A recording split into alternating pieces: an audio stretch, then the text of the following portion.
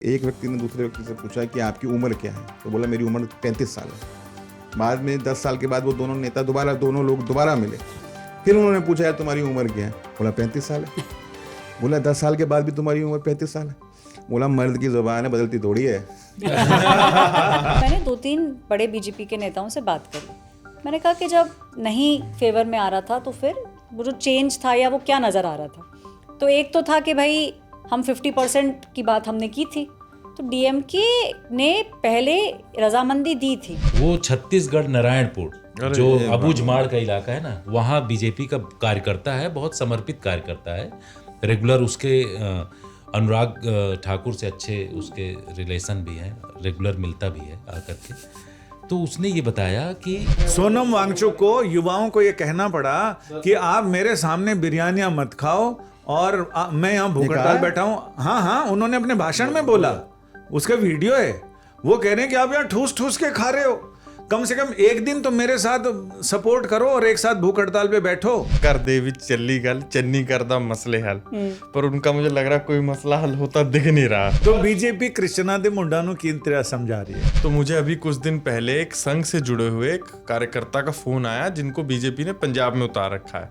तो उन्होंने मुझे फोन करके पूछा। मैं गया उनके कमरे में, जैसे ही कमरा खोला मैंने, एक व्यक्ति बैठा हुआ था वहां पर सामने, हाफ बनियान और वो अच्छा अंडरवियर जो कटरा वाली नहीं चलती थी अपने गांव देहात में, नाड़े वाला तो वो बैठे हुए थे। मैं उन्हीं से पूछता हूँ, सांसद हैं, मैं उन्हीं से पूछता हूँ कि अरे सर ये अवधेश प्रसाद जी कहाँ हैं। 3 बार मैंने उनको खटखटाया, अवधेश प्रसाद जी कहाँ हैं, Awadhesh Prasad. Reporters of air. बिजली आ गई गाँव में। हाँ, ये गांव ही तो है भाई, तो गाँव ही है। देखिए लाइट आ आप, गई, गाँव की चौपाली है। ये पंजाब से बाहर ही नहीं निकल पा रहा है ये। मैं क्या करूं, मैं 26 साल पंजाब से बाहर नहीं निकल पा रहा। 4 साल पंजाब, 5 साल दिल्ली भाई में। तो 26 साल में यहाँ 30 साल बाद में आया बिहार, तो मेरा कब का ही वहीं रह गया, मैं यहाँ आ गया। अब आप दिल्ली वाले हो गए। हाँ, दिल्ली वाले नहीं हैं तो बिहार वाले, लेकिन बिहार वहीं है, हम यहाँ हैं। लेकिन ये अपना पंजाब साथ लेके चलते। क्या करूं सर, तो कनाडा अमेरिका जाए हमारे लोग वहां भी साथ लेके चलते हैं। ये तो तब भी 250 किलोमीटर दूर है मेरे घर से दिल्ली। ये जो बोला है ना संजय जी, हाँ। इसी पे लेंगे आगे हमारे एपिसोड के अंदर बिल्कुल। थोड़ी सी इसकी फिरकी। हाँ। तो पंजाब में आखिरकार चल क्या रहा है, क्योंकि वो एक हॉट सीट है। जितनी भी पार्टियां हैं वो सब बहुत पैनी नजर बना के रखी हुई हैं। क्या पंजाब में तो ऐसी ऐसी चीजें बताता है जो ऑफ एयर पता नहीं बताए कि नहीं बताए। हाँ। ऑन एयर तो नहीं बताता, ऑन एयर नहीं बताता है। ऑफ एयर इसके पास बड़ा ज्ञान है वहाँ। कौन नशे का कारोबारी है, कौन क्या तलवार दो धारी है, सारा पता है इसको। और किसके लिए जनता प्यारी है। ओह वाह वाह वाह वाह। कुछ दिनों के बाद आपको नजर आएंगे अनमोल बाली। एक मुझे ऐसा लगता है एक अलग रूप के अंदर कंसल्टेंट सर बन सकता है ये पंजाब में। अलग अलग पार्टीज जो हैं वो पार्टियां तो डोरे डाल रही हैं इसमें, कुड़ियानो डाल दाना। तो जिस तरह से इन पे डोरे डाले जा रहे हैं, हम इन सब चीज़ों के बारे में बातचीत करेंगे हमारे इस हफ्ते के रिपोर्टर्स ऑफ फेयर के एपिसोड में। नमस्कार, मेरा नाम है ऐश्वर्या पालीवाल और आप लोग देख रहे हैं रिपोर्टर्स ऑफ फेयर आज तक पॉडकास्ट पर। आज तक रेडियो पॉडकास्ट में आपको बहुत सारे पॉडकास्ट मिलते हैं, जिसमें से कि एक हमारा पॉडकास्ट भी है रिपोर्टर्स ऑफ फेयर। हम आपको अंदर की कहानियाँ बताते हैं। एक छोटी सी मेरी रिक्वेस्ट है कि आप लोग प्लीज़ हमें सब्सक्राइब ज़रूर करें। आप हमें सुन सकते हैं एप्पल पर और स्पॉटिफाई पर भी। हम इस बार बहुत सारी कहानियों का पिटारा और भंडारा आपके लिए लेके आए हैं। हमारे साथ सामने जो है मॉनसून का सत्र खड़ा है, जहाँ पे हम देखेंगे कि किस तरीके से एनडीए पूरी कोशिश कर रहा है कि बड़े बड़े जो बिल्स हैं जो पिछली बार ध्वस्त हो गए थे उनको इस बार वो पास करा सकें। अंदर की कहानियों के साथ हमारे जेबी जितेंद्र बहादुर आपको अंदर की कहानियाँ बताएंगे। यूपी पर भी बहुत कुछ ये इस बार लेके आए हैं। संजय शर्मा आपको बताएंगे कि किस तरीके से सुप्रीम कोर्ट में कई इंटरेस्टिंग पीआईएल्स जो है इस बार दाखिल हो चुकी हैं। हम देख रहे हैं कि जंतर मंतर पर भी कुछ चल रहा है, उसका भी दरवाज़ा जो है सुप्रीम कोर्ट तक, अब उसका एक आहट जो है सुप्रीम कोर्ट तक पहुंची है। पंजाब के अंदर क्या चल रहा है अंदर खाने, कौन सी पार्टी क्या सोच रही है, अनमोल बाली आपको सारी डिटेल्स देंगे। हमारे एबी, यस, एक नया नाम जो है जितेंद्र जी ने दिया है, एबी। JB versus AB. नहीं, एबी तो 2 हो गए ना, अमित भारद्वाज भी। Oh yes, we have 2 ABs. मैं एएन भी कर दूं ना, अनमोल नाथ बाली। एएनबी अनमोल नाथ बाली आपको अंदर की खबरें देंगे और हमारे इन हाउस आरजी यानी कि राहुल गौतम आपको बताएंगे कि कांग्रेस के अंदर खाने क्या चल रहा है। सबसे पहले लेकिन हम शुरुआत करेंगे जो एक बहुत बड़ी हलचल हमें समझ में आती है, वो है भारतीय जनता पार्टी में। ऑर्गेनाइजेशनल चेंजेस के बारे में हम काफ़ी हद तक सुन रहे हैं, समझ रहे हैं। जो मुझे समझ आता है वो ये है कि 70% तक आप एक नया ऑर्गेनाइजेशन देखेंगे भारतीय जनता पार्टी में। ये जो मेरा असेसमेंट है वो है। इसमें आप देखोगे कि ये जो टीम है, बीजेपी का मानना है कि ये टीम 2027 के लिए है और यही टीम 2029 के लिए है। तो मुझे लगता है कि ये अंदर खाने कुछ दिनों में तो आपको ये देखने को मिल जाएगा। अपेक्षाकृत युवा हाँ। और ऊर्जावान टीम होनी चाहिए।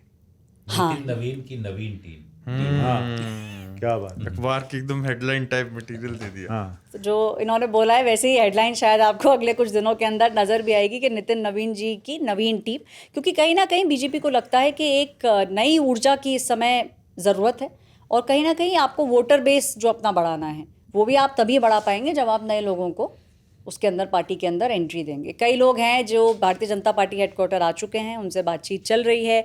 कई लोग हैं जो उस फ़ोन का वेट कर रहे हैं, जैसे हर पार्टी में होता है भाई, जब ऑर्गेनाइजेशनल चेंजेस होते हैं तो लोग इंतज़ार करते हैं कि वो मैसेज गिर जाए, हमारे घर कोई आ जाए, फ़ोन बज जाए। तो मुझे लगता है ये सब चीज़ें बड़े पैमाने पे आप ऐसे भी बड़े बुजुर्गों ने कहा कि ऊर्जा के ऊर्जावान लोगों के कंधे पर अनुभवी लोग सवार हों तो चीज़ें ज़्यादा अच्छी रहती हैं।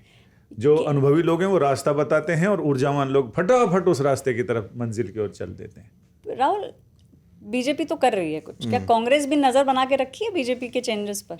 अपना घर पहले ठीक करना चाहती है कांग्रेस की बजाय इसके कि पड़ोसी घर में क्या हो रहा है। जैसे पंजाब का आप जानते हैं, पंजाब के अंदर एक फैसला लिया गया और उसके बाद लोगों में नाराज़गी थी। मैं एक नेता से मिला था, उस नेता से मैंने पूछा कि क्या राजा वड़िंग को हटाएंगे आप लोग? तो उन्होंने कहा कि नहीं, हम नहीं हटाएंगे और जो आलाकमान का फैसला है वो फैसला है। अगले दिन फिर भूपेश बघेल से हम लोगों ने पूछा कि क्या ऐसा कुछ होगा, तो उन्होंने कहा कोई गुड्डे गुड़ियों का खेल नहीं है। यानी उन्होंने हिंट दिया, या हिंट क्या, ये पूरा इशारा दिया कि भाई कोई बदलाव नहीं होने वाला। तो मैं उस नेता के पास वापस गया और मैंने उससे पूछा कि तो फिर बदलाव नहीं, मतलब वो मुझे मिल गए। तो उन्होंने कहा कि देखा नहीं हो रहा ना बदलाव। तो उन्होंने मेरे को किस कहानी सुनाई। उन्होंने कहा कि दो व्यक्ति थे, एक व्यक्ति ने दूसरे व्यक्ति से पूछा कि आपकी उम्र क्या है? तो बोला मेरी उम्र 35 साल है। बाद में 10 साल के बाद वो दोनों लोग दोबारा मिले। फिर उन्होंने पूछा यार तुम्हारी उम्र क्या है? बोला 35 साल है। बोला 10 साल के बाद भी तुम्हारी उम्र 35 साल है? बोला मर्द की ज़ुबान है, बदलती थोड़ी है। तो यानी मैंने तुम्हें कहा था कि नहीं होगा बदलाव, तो नहीं होगा बदलाव। और कांग्रेस के अंदर देखिए, अब चन्नी भी बोल रहे हैं कि ऑल इज़ वेल है, तमाम लोगों को देखिए ये पहले से डिसाइड कर लिया था आलाकमान ने कि हम किसी के प्रेशर में नहीं आएंगे।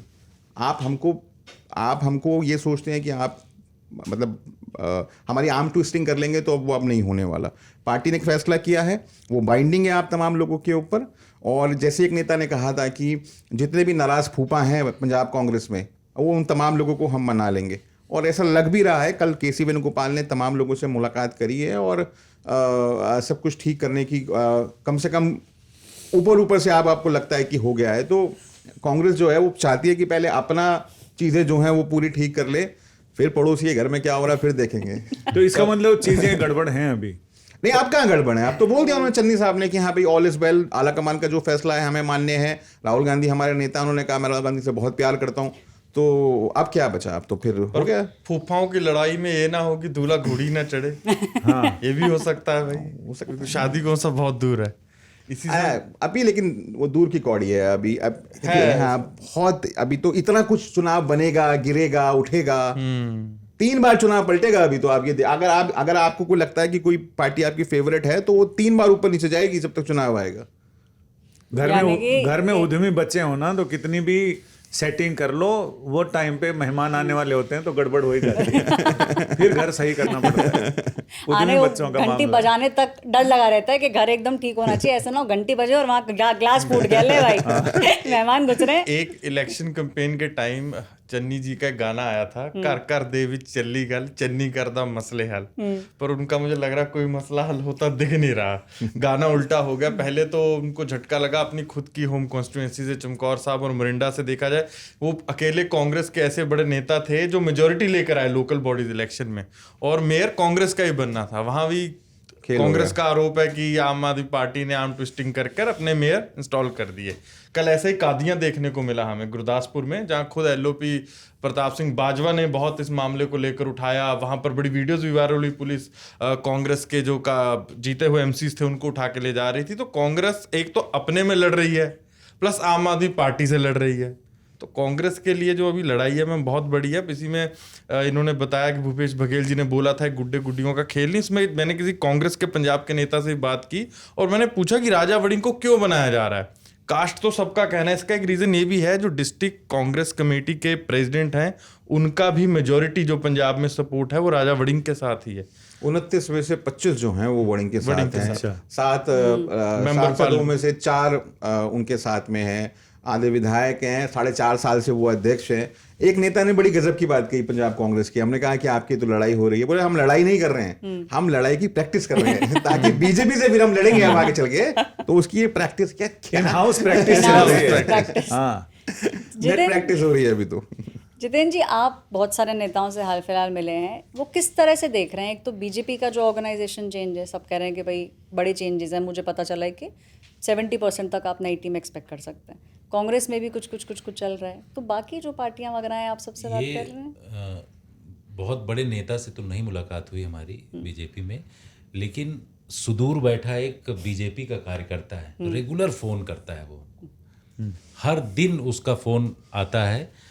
जब यूपी में चेंज होना था कि नई टीम बनेगी, उसके लिए फ़ोन आया पहले ही 2-3 दिन पहले। अब नई टीम जो बननी है नितिन नवीन की, उसको लेकर के भी रोज़ उसका फ़ोन आता है कि भैया ये बताओ कौन बन रहा है। तो हमने कहा भाई तुम्हें इतना इंटरेस्ट क्यों, उसके चुल है एकदम। इतना इंटरेस्ट क्यों है? वो छत्तीसगढ़ नारायणपुर जो अबूझमाड़ का इलाका है ना, वहाँ बीजेपी का कार्यकर्ता है, बहुत समर्पित कार्यकर्ता है।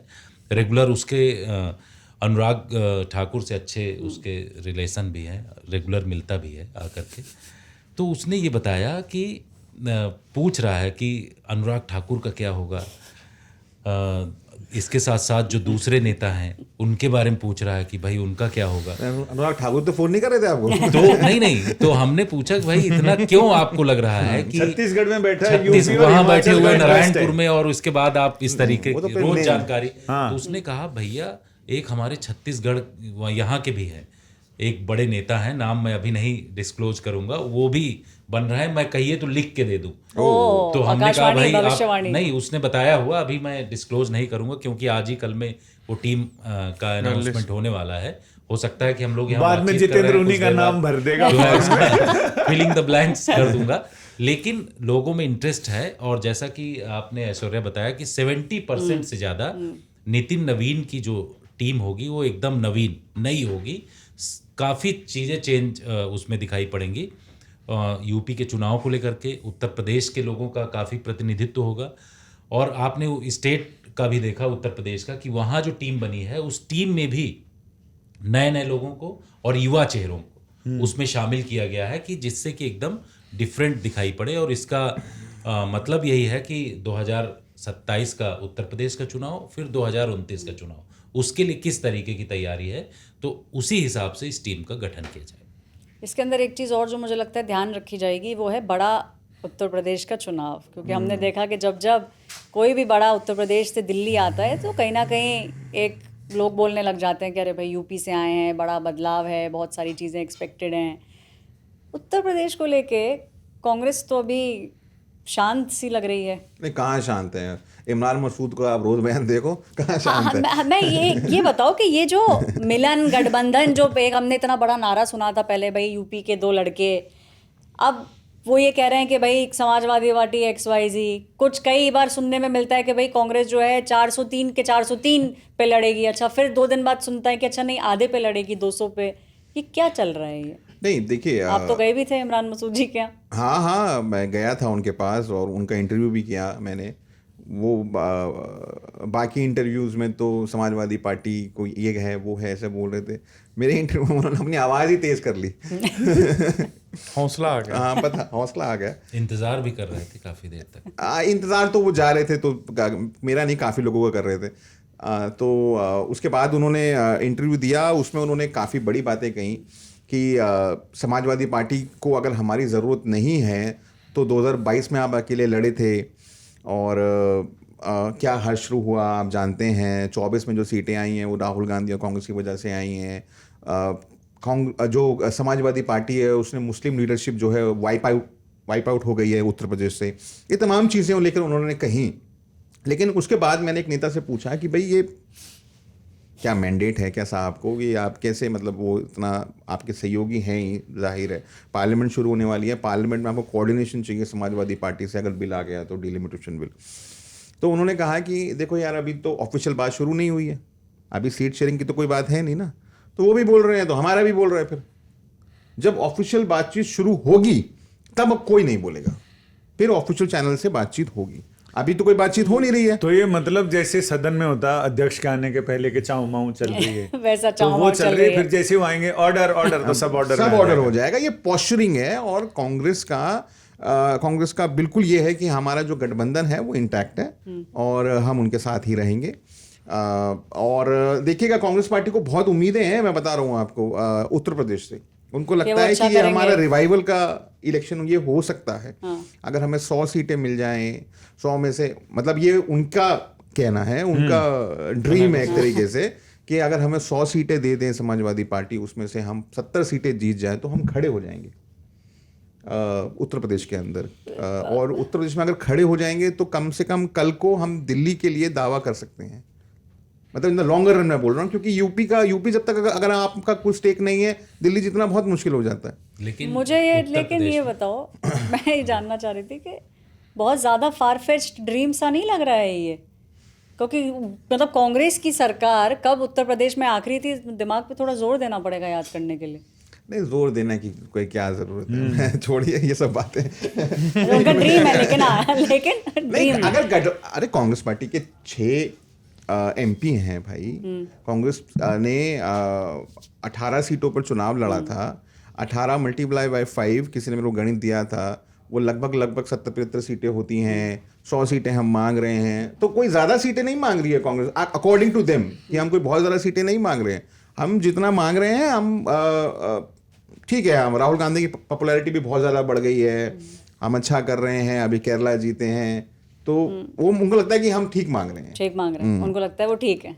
अब समाजवादी पार्टी लेकिन उसके अलग तैयारी कर रही है। क्या है अंदर खाने उसका ये कल ही हमारी शाम को एक समाजवादी पार्टी के नेता से बातचीत चल रही थी, तो आपने जैसा बताया कि वो 100 सीट कांग्रेस पार्टी सोच रही कि उनको मिल जाए, लेकिन समाजवादी पार्टी तो शुरुआत करने जा रही है समाजवादी रथ यात्रा, उसकी शुरू हो रही सितंबर से, यानी अगस्त सितंबर फर्स्ट वीक से शुरू हो जाएगा। और उनका ये प्लान है कि जो 75 ज़िले हैं उत्तर प्रदेश के, उसमें से 403 जो सीटें हैं, हर एक सीट को टच करना है। और आपने पिछले कुछ दिनों में देखा कि सनातन की बात अखिलेश यादव करने लगे, सॉफ्ट हिंदुत्व की बात करने लगे। तो उनका प्लान भी ये है कि जिस तरीके से राम मंदिर का मुद्दा समाजवादी पार्टी, कांग्रेस या विपक्ष के नेताओं ने उसको उठाया, इनका प्लान ये है कि उनका जो PDA वाली जो रथ यात्रा है उसकी शुरुआत भी किसी धार्मिक नगरी से करें, खासतौर पर प्लान ये है कि अयोध्या से करें। तो उस नेता से जब हमारी बातचीत हो रही थी तो उन्होंने बताया कि हम लोगों ने अभी 3 जगहों को दिया है, उस दौरान कौन सा मुद्दा ज़्यादा हाईलाइट रहता, मतलब कौन सी जगह ज़्यादा हाईलाइट होगी, अयोध्या है, मथुरा है, काशी, इन 3 जगहों में से जो उस समय करंट में हाईलाइट होगा वहाँ से शुरुआत करेंगे।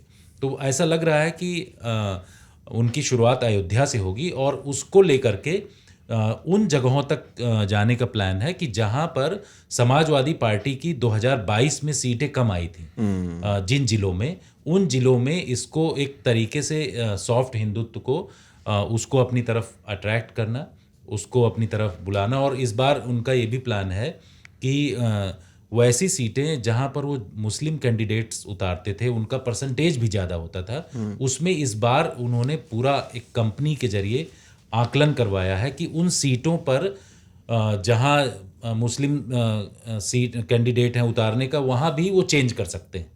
तो एक हिंदुओं का वोट पाने के लिए उनका इस तरीके का प्लान है। और ये रथ यात्रा जो लोग वो चलाएंगे सितंबर से, उसका भी यही है कि पश्चिमी उत्तर प्रदेश में ज़्यादा कंसंट्रेट करना, क्योंकि इधर उनकी सीटें कम आई थी। फिर उसके बाद अवध क्षेत्र और इसके साथ साथ जो पूर्वी उत्तर प्रदेश है, उन तमाम जगहों पर इस पूरे यात्रा को ले जाना। तो एक बड़ा मेगा प्लान है समाजवादी पार्टी का। अब देखना कितना सक्सेस होता है। तो वो कंपनी वही है जो कई स्टेट में ठेके लेती है जिताने के? नहीं, उसी टाइप की कंपनी है, उसका नाम रिवील नहीं करेंगे। तो आप कह रहे हैं कि एक तरफ कांग्रेस जो है पूरी कोशिश कर रही है कि भाई हमें मैक्सिमम सीट्स मिलें, दूसरी तरफ आप कह रहे हैं कि समाजवादी पार्टी भी पूरी तरीके से तैयार हो रही है। तो मुझे ऐसा लगता है कि जो हम कई सारी मीटिंग्स बीजेपी में देखते हैं और कई लोग ये सवाल भी पूछते हैं कि भाई कौन कौन लोग हैं अंदर, तो ये जो बड़े डिसीजंस लिए जा रहे हैं इसमें obviously prime minister Narendra Modi हैं मीटिंग के अंदर, गृह मंत्री अमित शाह मौजूद हैं, नितिन नबीन जो भारतीय जनता पार्टी के अध्यक्ष हैं वो रहते हैं, बीएल संतोष बेसिकली जो देखते हैं कि किस तरीके से कोऑर्डिनेशन होना है बीजेपी और आरएसएस के बीच, जो बहुत इंपॉर्टेंट पोस्ट है। और हमेशा से जब से बीजेपी आरएसएस साथ में चले हैं ये पोस्ट जो है इसको बहुत अहम माना जाता है, संगठन महासचिव। तो आप कहीं ना कहीं ये देखते हैं कि कोऑर्डिनेशन दोनों के बीच में किस तरीके से रहना है। तो लोग जब बातचीत करते हैं कि भाई कौन लोग हैं जो अंदर बैठे हैं, जो बड़े बड़े डिसीजंस वगैरह ले रहे हैं, तो उसके अंदर ये लोग रहते हैं मेन। कांग्रेस का जब ऐसे कोई बड़े चेंजेस होते हैं तो कौन वो मेन लोग हैं जो अंदर रहते हैं? देखिए, अभी कांग्रेस पार्लियामेंट्री स्ट्रैटेजी ग्रुप की कल ही मीटिंग हुई थी। उसमें राहुल गांधी, मल्लिकार्जुन खड़गे, सोनिया गांधी, जयराम रमेश, केसी वेणुगोपाल, मनीष तिवारी, पी चिदम्बरम, शशि थरूर, ये तमाम लोग जो हैं आप कह सकते हैं कि पार्टी के अंदर इनका एक इम्पोर्टेंस से है तमाम चीज़ों को लेकर। और ऐसे भी बहुत सारे लोग हैं जो आपको दिखाई नहीं देते हैं लेकिन उनके भी इनपुट आते हैं। अब दिखाई नहीं देते हैं तो उनका नाम भी लेना बेकार है। तो लेकिन देखिए, ये जो एक कोई पॉलिटिकल पार्टी जो कि एक नेशनल पॉलिटिकल पार्टी है, फॉर दैट मैटर बीजेपी भी, उसमें बहुत सारे लोग एक कलपुर्जे की तरह काम करते रहते हैं। वो ना दिखाई देते हैं ना सुनाई देते हैं, लेकिन उनको जहाँ दिखना है वो दिखते भी हैं, जहाँ उनको सुनाई देना है वो सुनाई भी देते हैं, और वो चुपचाप अपना काम करते हैं। इसमें सबसे इंपॉर्टेंट है फीडबैक्स। नेता कान से सुनता है, राजा कान से सुनता है। कल ही मुझे किसी ने कहा कि या तो राजा की सुनो या राजा जिसकी सुनता है उसकी सुनो। तो राजा किसकी सुनता है? जिससे पूछता है भाई अगर मेरे को कोई अगर एक अपॉइंटमेंट करनी है किसी राज्य के अंदर, फॉर एग्जांपल के तौर पे आप बिहार से हैं ना, बहुत लोगों को पता ही नहीं है। तो मुझे अगर बिहार में कोई अपॉइंटमेंट करनी है, आप फॉर एग्जांपल मधेपुरा से हैं, तो मैं वहाँ के अगर उसको करूँगा अध्यक्ष को फ़ोन, क्या पता वो मुझे सही रिपोर्ट ना दे, है ना। उनका आपसे उनका कुछ मनमुटाव हो आपको। मैं ऐसे किसी रैंडम आदमी को फ़ोन करता हूँ, फिर वो रैंडम आदमी मुझे चुपके से एक रिपोर्ट बताता है कि हाँ भाई नहीं उनका सर ठीक है, वो आदमी कॉम्प्रोमाइज़ नहीं है, कमिटेड आदमी है, तो फिर अपॉइंटमेंट होती है। ऐसे बहुत सारे फीडबैक लिए जाते हैं। इस पे मुझे लगता है कि राजा किसकी सुनता है और राजा कैसी सुनता है। कई लोग मीठी मीठी सुनना चाहते हैं, तो जो लोग मीठी और तीखी दोनों सुनना चाहें और दोनों पे सुन के अपना दिमाग लगाएं वो सही है। जो ठकुर सुहाती है, जब वैसी स्थिति आ जाती है तो तुलसीदास जी ने बोला भी है कि अगर वैद्य, सचिव और गुरु अगर आपके मनचाही बात बोले डर से, तो फिर वो आपके स्वास्थ्य, शरीर और आपके राज्य तीनों का नाश कर देते हैं। सचिव वैद्य गुरु तीन जो भय बोलहि में आस। वाह वाह वाह वाह। राज धर्म तन तीन कर हो ही बेगही नाश। तो राजा अगर सचिव मीठी बात बोलेगा और डर से आपके, अरे आप तो बहुत बढ़िया, अरे जीत रहे हैं यूपी में तो 40 सीटें अपन ही जीतेंगे और 400 पे लड़ेंगे, 100 में 75, तो वो भी गड़बड़ है। वैद्य जो रोगी को भावे वही वैद्य बतावे। मालूम है कि शुगर के मरीज को कोई भी मीठा खाना मुश्किल है, उसके लिए जहर है, लेकिन वो बोलेगा नहीं आप खा सकते हैं, 2 कप चाय पी सकते हैं, मन मत मारिए, तो वो आपके हाँ। और गुरु भी आपको अगर उल्टी सीधी राय दे दे आपके डर से, तो वहां गड़बड़ है। तो इसलिए राजा किसकी सुनता है और राजा कैसी सुनता है। राजा को हर चीज सुननी चाहिए। इसलिए कहते हैं कि मुखिया मुख सो चाहिए।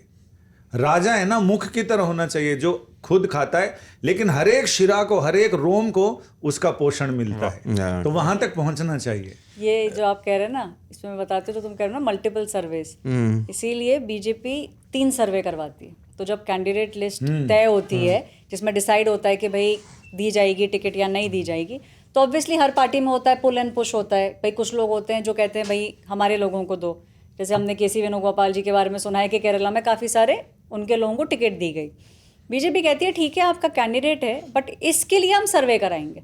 तो वो एक नहीं होते, वो मल्टीपल सर्वेज होते हैं जिसमें कि विनेबिलिटी देखी जाती है कि विनेबिलिटी है या नहीं है।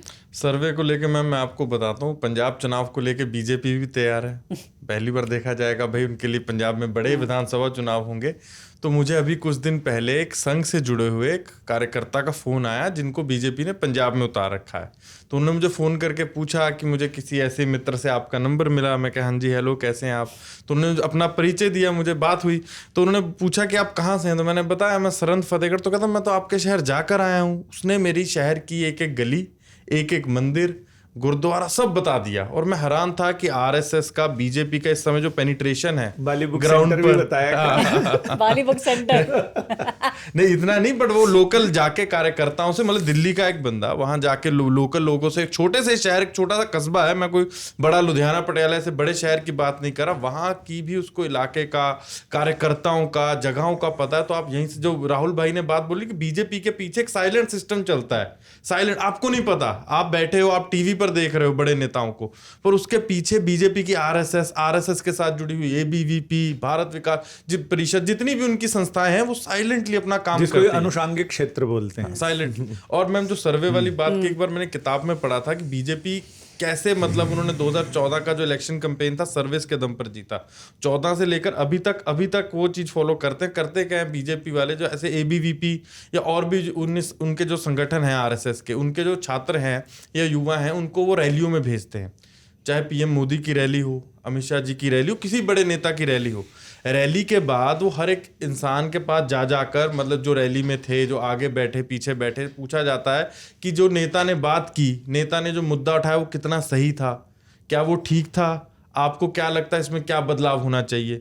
अगर पीएम जाके उज्ज्वला योजना की बात करते हैं तो उससे रिलेटेड क्वेश्चन पूछे जाएंगे, क्या उज्ज्वला योजना में आपको ठीक लगा, इतने सिलेंडर फ्री होने चाहिए कि इतने होने चाहिए। तो इतना बीजेपी का फीडबैक का सिस्टम स्ट्रांग है कि आप समझिए कि रैली से भी फीडबैक लिए जाते हैं, ग्राउंड से तो लिए जाते होंगे कार्यकर्ताओं से। और तुमने बताया कि बीजेपी इस बार पंजाब चुनाव में बड़ी कंटेंडर है, बड़ी दावेदार भी है। ये तो कह रहे हैं कि बंगाल दोहराएंगे हम यहाँ पर। अभी तक तो सर नहीं मैं कह सकता कि जो लास्ट टाइम मैंने बोले वही मैं रिपीट कि अभी भारतीय जनता पार्टी से भारतीय जनता पार्टी बनने में टाइम लगेगा, बट हाँ ठीक है, डेंट कर देंगे सर। कहीं ना कहीं पंजाबी हिंदू वोट बैंक जो कांग्रेस का है उसको पहले से ही बहुत डेंट किया बीजेपी ने। बीजेपी की जो स्थिति 4th नंबर पार्टी पर थी, अभी कई बाई इलेक्शन में 3rd नंबर हो गया, अकाली दल 4th पर चले गए। तो कांग्रेस और आम आदमी पार्टी आपस में भिड़ेंगे तो उसका क्या? अभी छोटा सा मेरा इंटरव्यू, अभी जो उसने बोला कि पंजाबी हिंदू को वो केटर करने की कोशिश करेंगे, जो कि एसेंशियली कांग्रेस का वोटर रहा है। लेकिन कांग्रेस को ये लगता है कि बीजेपी पहले ही गलती कर चुकी है जट सिंह को अध्यक्ष बनाकर। जो केवल सिंह ढिल्लों हैं जो कि अध्यक्ष हैं BJP Congress, BJP Punjab BJP Congress आए कांग्रेस से हैं, वो मंत्री रहे हैं। तो वही मैं कहा, केवल सिंह ढिल्लों हैं, वो एक जट सिख हैं। तो उनको लगता है कि भाई इनको तो ये अगर हिंदू बनाते तो हमें ज़्यादा नुकसान होता। अब तो इन्होंने ढिल्लो साहब को बना दिया, अब तो ये भी वही मछली पकड़ रहे हैं उस तालाब के अंदर जहां अकाली दल अपना कांटा डाल के बैठा है। सब ने एक ही बंसी डाल रखी है। मैं बड़ा साइलेंटली आपको बताऊं, बीजेपी बहुत इस समय साइलेंटली वहां पर क्रिश्चियन और दलित और पंजाबी हिंदू समीकरण पर काम कर रही है। आप रिप्रेजेंटेशन की बात ठीक है, पार्टी जैसे राजा वड़िंग को कांग्रेस ने रिपीट करके भी तो मैसेज दिया, प्रोजेक्ट मैसेज दिया जो हरियाणा में दिया भूपिंदर सिंह हुड्डा के को देकर, और वही देखा गया शैलजा का कैंप नाराज हो गया, कहीं ना कहीं दलितों में गलत मैसेज चले गए। तो खुद हरियाणा इलेक्शन कवर कर रहा था, 3 महीने रहा, तो जब मैं वहां जाता था दलितों से बात करता, दलित वोटर बड़ा साइलेंट था। अब हरियाणा चुनाव में लोगों को लगता रहा कि कांग्रेस तो जीत रही है, क्योंकि उस समय जो जाट वोटर था बड़ा खुल के बोल रहा था। तो बीजेपी क्रिश्चियना दे मुंडा नु की तरह समझा रही है। ओ सर जैसे देखिए पीएम मोदी जी का जलंधर जाना, जलंधर दलित वोट बैंक का एक मतलब हब माना जाता है। वहां बसपा से भी समझिए अभी भी एमएलए वहां पर जीत रहा है, अकाली दल और बसपा ने भी वहां पर गठजोड़ किया। आम आदमी पार्टी का खुद भगवंत मान का एक सीएम मान साहब ने वहां पर एक रेजिडेंशियल अपना घर भी ले रखा है, जलंधर आते जाते रहते हैं। तो आप वहीं से समझिए कि द्वाबा क्षेत्र जो बड़ा दलित क्षेत्र है, वहां पर बीजेपी और आम आदमी पार्टी का कितना फोकस है। तभी वहां से चरणजीत सिंह चन्नी जी को भी उतारा गया था, एमपी है वो जलंधर से एमपी है। नहीं, लेकिन बीजेपी क्रिश्चियनों के हाँ तो क्रिश्चियनों का भी हब है कैसे सर, समझा रही है? क्रिश्चियनों का भी हब है। मैं बहुत छोटे होते जब हाँ, चूंकि हब तो है, वहाँ जाता बड़ा था तो है। बुक्स मार्केट में, मेरा तो किताबों का काम था, तो मैं देखता था बड़े बड़े फादरियों के, पास्टर्स के पोस्टर लगे हुआ करते। तब जो क्रिश्चियनिटी थी पंजाब में आज से 10-12 साल पहले द्वाबा क्षेत्र में कंसंट्रेटेड थी। अब जब मैं खुद अपने मालवा क्षेत्र का रहने वाला हूँ, जब मैं वहां जाता हूँ, मैं खुद वहां पास्टर्स के और फादर्स के बड़े बड़े जो posters उनके देखते हो। पोस्टर्स इसने लगे एक देखता नया हूँ, तो शब्द मतलब दिया है, पास्टर्स और फादरियों के। उसने बोला ना पी नहीं है पादरी वहाँ नहीं, पे। फादरी। फादरी, हाँ वो पंजाबी फादरी बोलते हैं। अच्छा, फादरी बोलते हैं। वो एक पिक्चर में है ना, वो एक पिक्चर में है ना, चर्च के पिताजी आज के पिताजी। माला माल वीकली में। हाँ, मालाबार। तो उनका जो जोर था, जो क्रिश्चियनिटी का जोर था, केवल द्वाबा क्षेत्र तक ही मुझे दिखता था। लेकिन मतलब अब बढ़िया 10-12 साल में सर, मैं कह रहा हूँ, मैं खुद सरहद में जाता हूँ, चर्च जो मुझे छोटे छोटे चर्च नजर आते थे, बहुत बड़े बड़े चर्च बन चुके हैं, वहाँ पार्किंगें बन चुकी हैं बड़ी बड़ी। तो कहीं ना कहीं बीजेपी बहुत साइलेंटली दलित, क्रिश्चियन और हिंदुओं का एक समीकरण बनाकर, जैसे उन्होंने हरियाणा में किया, हरियाणा में सब समझते रहे कि 23% जो जाट वोटर हैं, दे आर वोकल एंड उनका कांग्रेस करें तो कांग्रेस ही जीतेगी। हमें भी एक आध महीना लगा कि कांग्रेस ही जीतेगी। मैं जुलाना में था, जींद का इलाका में था, मैं इस इलाके में घूम फिर रहा था, इलेक्शन कवर कर रहा था, क्योंकि वो प्रो जाट बेल्ट थी। जैसे ही मैं करनाल की तरफ आया, कुरुक्षेत्र की तरफ आया, जब हमने शहरी लोगों से बात की तो समीकरण कुछ और निकले। जब हम गांव में जो दलित बस्तियां होती हैं, वहां जाके लोगों से बातचीत की, पहले लोग साइलेंट थे, जब दलित वोट साइलेंट थी तो वहां से हम समझ गए थे कि ये कांग्रेस को नहीं पड़ेगी कहीं ना कहीं। और जब चुनाव के नतीजे आए, सब उल्टा समझ में आ गया। समझ में आ गया। तो हम इसकी बातचीत थोड़ा सा और आगे भी करेंगे, और इसके बाद हम ये बात करेंगे छोटे से ब्रेक के बाद कि आखिरकार उत्तर प्रदेश में क्या चल रहा है। हम बिहार की भी बात करेंगे, क्योंकि भारतीय जनता पार्टी के जो प्रेसिडेंट है नितिन नवीन, उनकी सीट पर जो कैंडिडेट दिए गए उनको बदला गया। तो मैं अंदर की कहानी आपको बताऊंगी कि एग्जैक्टली उनको बदला गया तो क्यों बदला गया। और जितेंद्र जी, आप ये बताइएगा कि डिम्पल यादव जी अभी एक जगह नज़र आई थी जहाँ उन्हें किसी और नाम से पहले बताया गया, तो आखिरकार वो सब चीज़ें जो चल रही हैं उसका एंड रिजल्ट क्या होगा। हम लेंगे एक छोटा सा ब्रेक के बाद हम आपको ये सारी कहानियां बताएंगे। करोड़ों रुपए का फ्लैट खरीदने वाले ज्यादातर लोग सबसे ज्यादा लापरवाही कागजों के मामले में बरतते हैं। गलती उनकी नहीं है। अगर आप एक बिल्डर बायर एग्रीमेंट देखेंगे, वो इतनी बारीकी से लिखा होता है और इतना लंबा डॉक्यूमेंट होता है कि अगर वो चाहेंगे भी और पढ़ भी लेंगे तो उनको समझ नहीं आएगा। एक आम लेंथ जो है 20 से 30 पेज की होती है, बट हमने एग्रीमेंट्स देखे हैं जो 1-1000 पेज के होते हैं। बिल्डर तो देता है चंद रुपए की पर स्क्वायर फीट की कॉम्पनसेशन, और जब उसका डिले ऑन इंटरेस्ट होता है वो होता है 18%, 24%। तो ये विवाद का एक विषय हो सकता ये है। विवाद का बहुत बड़ा विषय है आज भी। अगर आपका रजिस्टर्ड एग्रीमेंट 12 महीने से ऊपर का, so then your rights are more secure as a tenant. अगर आपका अनरजिस्टर्ड एग्रीमेंट है, देन आपको 15 दिन का या 30 दिन का नोटिस देके the landlord has the right to evict you from the property.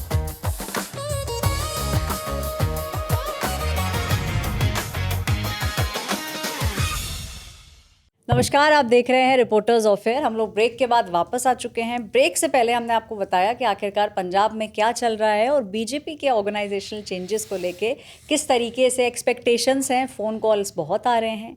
एक और बड़ा मुद्दा जो इस समय सामने नज़र आ रहा है वो है उत्तर प्रदेश। तो आखिरकार उत्तर प्रदेश में चल क्या रहा है। कहीं ना कहीं हमने देखा कि जो अयोध्या का मुद्दा है उसको लेके बहुत सारे क्लैरिफिकेशंस आए हैं। SIT है, उसकी रिपोर्ट भी आ जाएगी। कांग्रेस भी बहुत ध्यान से देख रही है कि आखिरकार अयोध्या में होगा क्या। बड़ा मुद्दा, क्या कांग्रेस इसको बिल्कुल बनाएगी? हाँ, कांग्रेस इसको बड़ा मुद्दा पार्लियामेंट में भी बनाएगी, उत्तर प्रदेश में भी बनाएगी। आप देखिएगा कि आप राम मंदिर चंदा चोरी का जो मुद्दा है वो कांग्रेस, आपको लगेगा नहीं कि हाँ भाई ये वही कांग्रेस है जिसको लेकर लोग ये कहते हैं कि हाँ भाई ये विरोधी हैं या ऐसा है या वैसा है। बाकायदा उसको लेकर एक स्ट्रैटेजी बनाई जा रही है कि देखिए हम प्रोटेस्ट करेंगे, अकाउंटेबिलिटी मांगेंगे। अगर कोई मार्च अगर प्लान किए जा रहे हैं कि हाँ भाई, तो कुल मिलाकर उनका ये लगता है कि ये धर्म का जो ठेस पहुंची है और जो आस्था को जो लोगों को जो नुकसान पहुंचा है उसको लेकर लोगों में गुस्सा है। और जैसे मैंने पिछली बार भी कहा था, मैं उसको दोहराता हूँ एक बात को, छोटी सी को, कि हमारे वोटर को शायद इतना फर्क नहीं पड़ता होगा, लेकिन बीजेपी के वोटर के लिए एक बड़ा मुद्दा है। तो वहाँ से हम तोड़ के कुछ लोगों को ला सकते हैं अगर हम इसको लेकर सरकार को घेरे। तो राम मंदिर तो एक सबसे बड़ा एक इशू रहेगा। उसके बाद नीट है। नीट पे लगातार राहुल गांधी आज भी छात्रों की गूंज में संवाद कर रहे हैं, आप जानते हैं। वो राहुल गांधी देहरादून में आज 7:30 बजे अब बात करेंगे इस्तीफा है, हमें प्रधानमंत्री का इस्तीफा भी चाहिए और मंत्री प्रधान का भी इस्तीफा चाहिए। मंत्री प्रधान का भी इस्तीफा चाहिए। मतलब धर्मेंद्र प्रधान के लिए हाँ, बोलते हैं। मंत्री प्रधान का भी इस्तीफा चाहिए। तो बढ़िया। ये कांग्रेस को ये लगता है कि ये एक ऐसा मुद्दा है कि जहां पर सरकार जो है उसके कॉन्फ्रंटेशन में यूथ है, यूथ से लड़ाई है ना, एक तरीके से यूथ मांग रहा है कि हाँ भाई आप अकाउंटेबल सेट करिए। उनको लगता है कि हम वहां से भी एक नया वोटर ऐड कर सकते हैं। और एक इशू जो तमाम लोग बात करते हैं जिसको लेकर सरकार तो भले ही अपनी जो भी उनका अपना पक्ष है वो रख रही है, एथनॉल E20 को लेकर भी कांग्रेस पार्टी आपको बहुत ज़्यादा वोकल दिखेगी। यहाँ तक कि कल जयराम रमेश ने जब अपनी प्रेस कॉन्फ्रेंस करी उन्होंने E20 स्कैम कहा और कहा कि इसमें बड़े बड़े लोग इन्वॉल्व हैं। तो ये 3-4 चीज़ें हैं, इनको लेकर कांग्रेस अब देखिएगा बहुत आपको एग्रेसिव नजर आएगी। पर इसमें मुझे तो लग रहा है कि इसका पॉलिटिकल इम्पैक्ट भी एक होगा। चीज तो इसमें मैं भी छात्रों की गूंज तो चलाई, पर बीजेपी ने भी सवाल खड़े किए कि खुद एलओपी कहाँ गायब है। वो बड़ा सवाल है, बड़ा- क्योंकि कहाँ एक चीज गायब तो रहे इतने कई लोग समय? जो कह रहे हैं वो ये है कि कई सारे कांग्रेस के प्रोग्राम्स कैंसिल भी हुए। किए जोर शोर से उठाया जरूर गया था, लेकिन जो वो एक मोमेंटम था वो गायब हो गया, क्योंकि person in command Rahul Gandhi missing in action हो गए थे। राहुल गांधी को बाहर जाना था, ये तमाम लोग जानते हैं, वो दौरा पहले से तय था। और एक ही कार्यक्रम राहुल गांधी का कैंसिल हुआ पटना वाला। और पटना वाले के लिए बाकायदा हमने स्टोरी भी चलाई कि वहाँ पर जो गुटबाजी है उसको लेकर वो समन्वय नहीं बन पाया वहाँ पर जो यूनिट है, और उसके बाद फिर राहुल गांधी को वो 15 जुलाई वाला जो कार्यक्रम था वो रद्द करना पड़ा। और 17 तारीख को फिर आप आज मतलब वो राहुल गांधी वहाँ पर जा रहे हैं। देखिए उनका ये साफ तौर पर कहना है कि यार आपके नेता भी बाहर जाते हैं, आपके लिए कि आप बार बार इसका मुद्दा बनाते हैं। भाई बाहर जाते हैं तो वीज़ा पासपोर्ट लगा के जाते होंगे ना, सरकार को मालूम होगा, जाहिर है। लेकिन हर बार इस बात का इशू बनाना कि वो बाहर चले गए कांग्रेस को ये लगता है कि ये थोड़ा अनफेयर है राहुल गांधी। इसमें राहुल भाई मैं भी ऐड करूंगा, जैसे छात्रों की गूंज को लेकर राहुल गांधी ने एक पत्र लिखा आईवाईसी और एनएसयूआई के लिए कि जो हमारे नेता लोग हैं ये एनएसयूआई और आईवाईसी का साथ दें। आईवाईसी ने प्रोटेस्ट किया, मैंने भी कवर किया NSUI ने पर कोई बड़ा नेता क्यों नहीं दिखता इन प्रोटेस्ट में। जैसे अगर आप जयपुर में प्रोटेस्ट कर रहे हैं, कोई राजस्थान से बड़ा नेता हो, या आप अगर दिल्ली में प्रोटेस्ट, दिल्ली वाले मैंने कवर किए, मैंने खुद कोई दिल्ली डीपीसीसी से भी किसी बड़े नेता को नहीं देखा, सेंटर से तो दूर की बात है। तो कहीं ना कहीं वो मैसेजिंग भी तो गलत जाती है ना पार्टी की तरफ से। आप पार्टी प्रोटेस्ट करना चाहती है, यूथ में आप पेनिट्रेट करना चाहते हैं, पर आज के समय जो देखा जा रहा है कि एक पैरेलल प्रोटेस्ट चल रहा है जंतर मंतर पर, एक आपका प्रोटेस्ट चल रहा है यहाँ पर।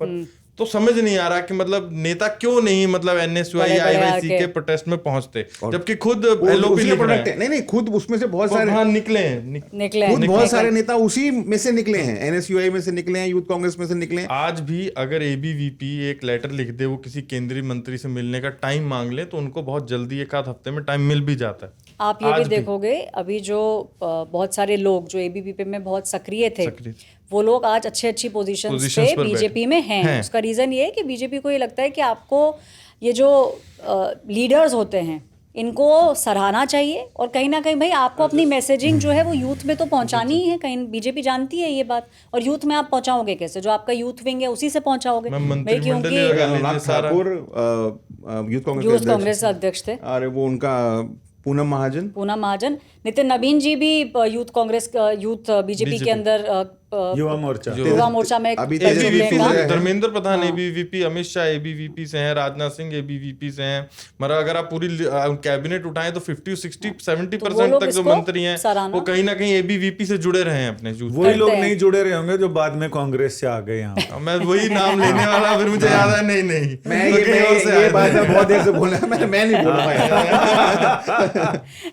जितेंद्र जी ये बताइए, कांग्रेस तो पूरी तैयारी कर रही है, अवधेश प्रसाद जी जो हैं आपके खास हैं, उनसे लंबी बातचीत भी हुई हमारी। तो बताइए उस लंबी बातचीत में क्या?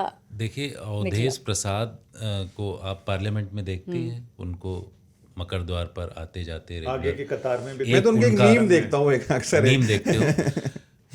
एक उनका छोटा सा किस्सा सुनाता हूँ बहुत ही संक्षिप्त में, कि जब अवधेश प्रसाद सांसद बने थे नए अयोध्या से, तो सब लोग ढूंढ रहे थे उनको, अच्छा कि अवधेश प्रसाद कहाँ रह रहे हैं, क्या है भाई, पहली बार सांसद बन करके आए, मंत्री तो वहाँ थे यूपी में, विधायक भी थे।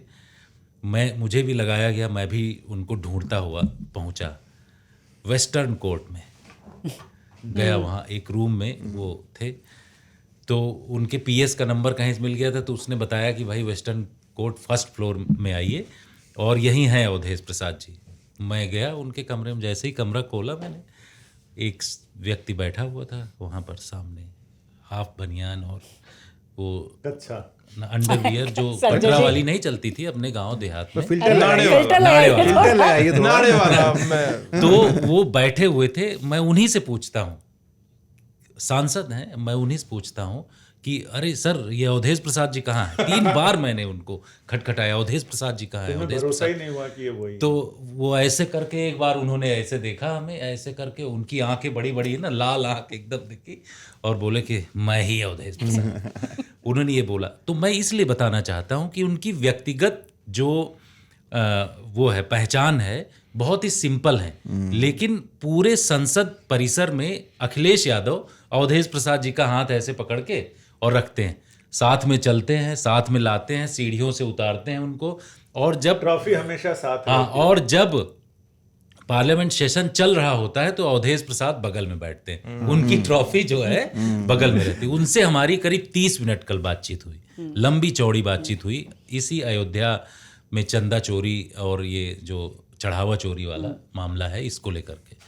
तो उन्होंने 2 ही 3 शब्दों में कहा, बोले कि अखिलेश जी इस पूरे मुद्दे को, अयोध्या को लेकर के जब भी कोई मुद्दा आता था अखिलेश जी हमको साथ में रखते थे, और इस बार भी यही होगा। हमारी अखिलेश जी से बातचीत हुई है और इस मुद्दे को हम बड़े स्तर पर उठाएंगे।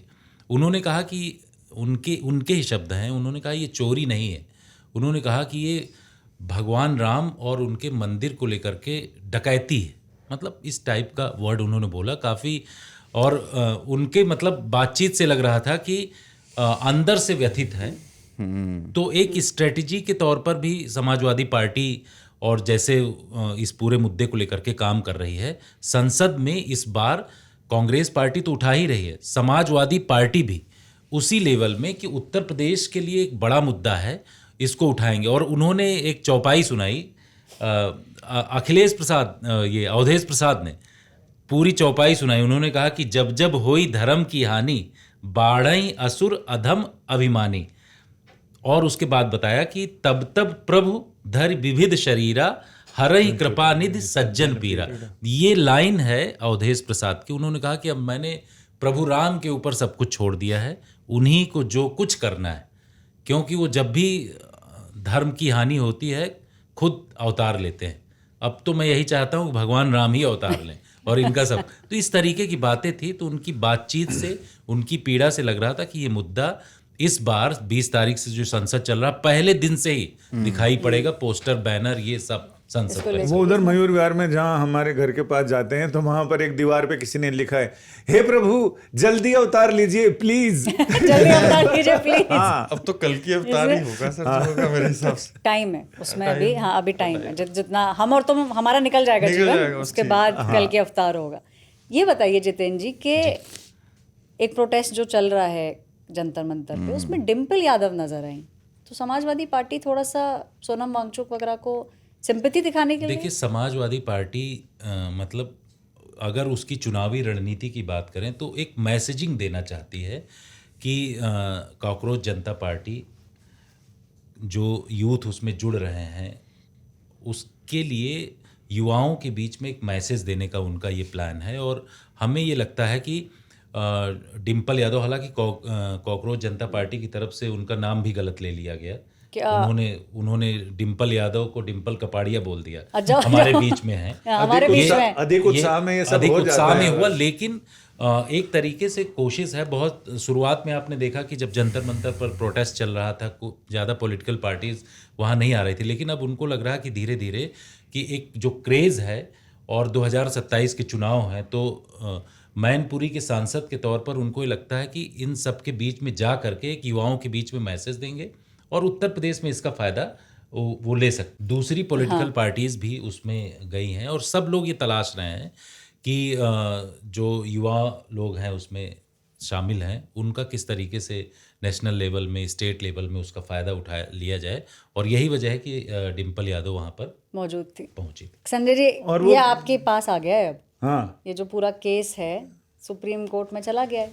क्या PIL है ये जो आई है? आपके कोर्ट में आ गया। कोर्ट में आ गया है इनके। दो ही सोनम सुप्रीम कोर्ट में चर्चा में है। एक तो सोनम वांगचुक, वो हाई कोर्ट में गया है। हाई कोर्ट ने कहा है कि सोनम वांगचुक का जो जीवन है अनमोल है, इसलिए उसको, तेरा वाला अनमोल नहीं, दूसरा वाला तू राजी हो रहा बात तो वही की है। बात तो एक ही है। तो उनका जीवन अनमोल है, तो उसके लिए सरकार हर संभव प्रयास करे कि किसी तरह की मुश्किल ना होने पाए। और उन्होंने कहा कि भाई इनके समय समय पे जांच कराई जाए और जांच रिपोर्ट भी हमें दी जाए स्टेटस। दूसरा सोनम? दूसरी सोनम रघुवंशी, अच्छा। उसको जमानत मिली। मेघालय सरकार यहाँ सुप्रीम कोर्ट आई है कि इसकी जमानत रद्द की जाए। उसमें चक्कर ये था कि जो इसका गिरफ्तारी वारंट दिया था इनको, उसमें धारा अरेस्ट वारंट, तो उसमें धारा 403 लिखी हुई है, जबकि 403 जो भारतीय न्याय संहिता, उसमें 403 नंबर की धारा ही नहीं है। जो मर्डर का केस है वो 103 है। तो पहले तो कोर्ट ने कहा कि जब तुमने जिस धारा में गिरफ्तार किया है, जो उसको अरेस्ट मेमो दिया है, अरेस्ट मेमो में तो 403 लिखा हुआ है, तुमने उस धारा में गिरफ्तार किया जो एग्जिस्ट ही नहीं करती है, तो फिर तो इसकी जमानत बनती है। अब जब वहां से हार हूर के आ गए, यहां सुप्रीम कोर्ट पहुंचे, सुप्रीम कोर्ट ने वही सवाल उठाया कि बिल्कुल सही जमानत दी है, ये तो तुमने धारा लगाई है, वो धारा तो कहीं है ही नहीं। तब सॉलिसिटर जनरल तुषार मेहता ने बोला कि वो टाइपो मिस्टेक है। टाइपो मिस्टेक 103 होना था और 403 हो गया। तो कोर्ट ने कहा फिर सारे लोग जो देखते हैं उसको पढ़ते हैं, वो आप लोगों ने हाई कोर्ट में भी नहीं देखा और यहां आके अब आप बता रहे हो। तो कोर्ट ने नोटिस तो किया है सोनम रघुवंशी को, लेकिन वो, और जो जमानत दिए, जमानत की शर्तों में है कि सोनम रघुवंशी मेघालय की राजधानी छोड़ के और कहीं नहीं जाएगी, वहीं पर ही रहेगी और वो पुलिस को बताएगी। जो सारी शर्तें होती हैं वो सारी शर्तें हैं। अब उसका जवाब आना है, जवाब मेघालय सरकार ने दिया होगा। अब किस तरह से उन्होंने नाक सीधा पकड़ी है, घुमा के पकड़ी है, सीधा सीधा सरेंडर कर दिया कि माय लॉर्डशिप हमसे तो भूल हो गई, अब हमका माफ़ी दे दो, हमसे भूल हो गई। अब ये सारा कहते हैं, क्योंकि अब इसी हफ्ते, अगले हफ्ते इस पर सुनवाई है, तो मेघालय सरकार के ऊपर डिपेंड करता है कि उन्होंने क्या कहा है। लेकिन उन्होंने ऐसा ब्लंडर किया है कि उनके जो पुलिस अधिकारी होंगे उन पे भी एक्शन लेना चाहिए कि भाई तुमने वो टाइप कराया, उसके बाद पढ़ तो लेते एक बार। रिपोर्टरों को भी हमें कहा जाता है कि एक बार कॉपी लिखने के बाद पढ़ लो उसे, ये पढ़ा नहीं। अच्छा, उन्होंने गलत लिखा तो कम से कम जो ये वकील साहिबान काला कोट पहन के इतनी मोटी मोटी फीसें लेते हैं, ये भी पढ़ के बता देते भैया ये टाइपो मिस्टेक है, इसको ठीक करा दो कोर्ट में। अब वो उसी को, जिस तरह से समाजवादी पार्टी और अवधेश जी को ट्रॉफी बना के घूम रहे, वैसे ही सोनम रघुवंशी के लोग इसको ट्रॉफी बना के इस्तेमाल कर रहे हैं कि देखो साहब ये तो ऐसा कर दिया, ऐसा कर दिया। कोर्ट भी कहते, कोर्ट भी सीधा उस पे ही, प्रमाणों पे ही चलती है। जो लिखतम है वो बक्तम पे नहीं चलती कोर्ट लिखतम पे चलती है, लिखतम पे ही बक्तम होता है। अब यहाँ पर ये सारी चीज़ें अड़ी हुई हैं। अब ये देखना होगा कि इधर सोनम वांगचुक को कैसे एक सही स्केप निकलता है वहाँ से निकलने का, और यहाँ सोनम रघुवंशी को क्या स्केप निकलता है, या ये फिर से वापस। सोनम वांगचुक के लिए तो कांग्रेस के कई नेताओं ने भी ट्वीट वगैरह किया, और अभी पवन खेड़ा जो कि सांसद हैं, मीडिया चेयरपर्सन हैं, वो भी गए अपना एक तरीके से सपोर्ट दिखाने के लिए। कांग्रेस पार्टी का तो साफ तौर पर ये कहना है कि हम भी इस मुद्दे पर लगातार लड़ाई लड़ रहे हैं, छात्रों की गूंज है, NSUI ने तो अलग लड़ाई लड़ रहे हैं, वो अपने अलग लड़ाई लड़ रहे हैं, सोनम वांगचुक अलग लड़ाई लड़ तो रहे हैं। अलग अलग लड़ाई लड़ रहे हैं, लेकिन लक्ष्य तो एक ही है कि हाँ भाई इस्तीफा लेकिन हो। मेरा कहना है कि अगर ये चारों उंगलियां अलग अलग दिशा में देखेंगी तो उसमें वो ताकत नहीं आती है जो इसमें आती है। तो फिर 2 पार्टी सिस्टम कर दीजिए।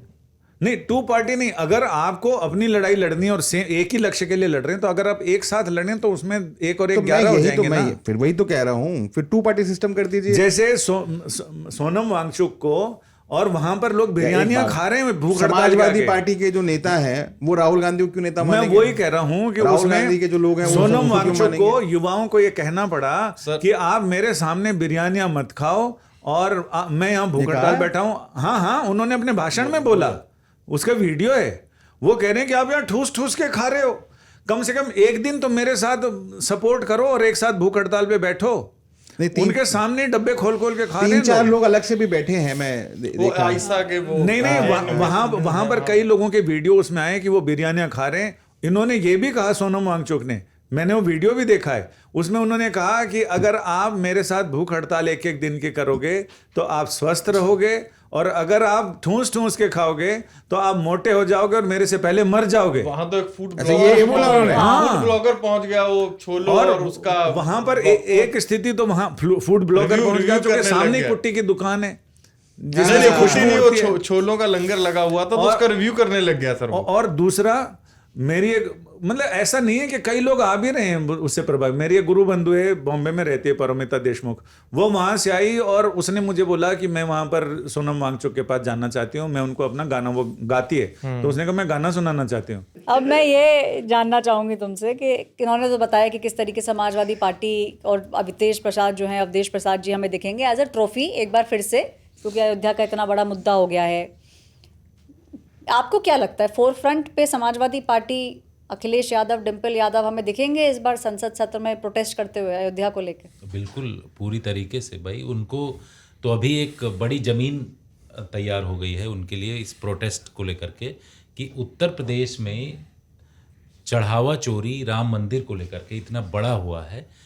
हमेशा से जब भी कोई मुद्दा होता था तो समाजवादी पार्टी और कांग्रेस पार्टी, यही दो लोग दिखाई पड़ते थे मकर द्वार पर। ये लोग आकर के अपना प्रदर्शन, पोस्टर बैनर इसके साथ ही होता था। लेकिन इस बार समाजवादी पार्टी की जो स्ट्रेटजी, जो बातचीत हुई, और भी कई सांसदों से हमारी बातचीत हुई, तो उनका ये है कि फ्रंट फुट में आकर के वो लोग करेंगे, क्योंकि उनको लगता है कि संसद में जब ये मुद्दा उठेगा उसके बाद 13 अगस्त को ख़त्म हो रहा है संसद सत्र, सितंबर फर्स्ट वीक में जो उनकी रथ यात्रा की शुरुआत हो रही है, उसमें जब संसद से ये मुद्दा गर्मा करके सड़क तक पहुंचेगा तो उनको इसका काफ़ी फ़ायदा मिलेगा, और इसी वजह से वो लोग फ्रंट फुट पर आकर के इस बार सदन में नजर आएंगे।